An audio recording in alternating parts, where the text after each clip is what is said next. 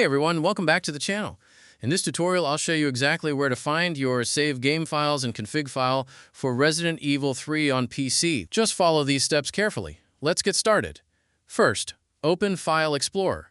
Now follow this path step by step. Open the C drive. Open the Program Files x86 folder. Open the Steam folder. Open the User Data folder. Open the folder with your Steam user ID number. Open the folder 952,060. Open the folder Remote. Open the folder Win64_save. Inside this folder, you will find all your Resident Evil 3 save game files. Now let's find the config file. Open Steam.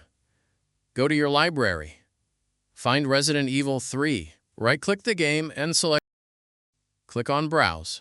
This will open the game installation folder. Now, locate and double-click the re3_config file. This file contains your game settings and configuration options, and that's it. Now you know where to find both your save files and config file in Resident Evil 3 on PC.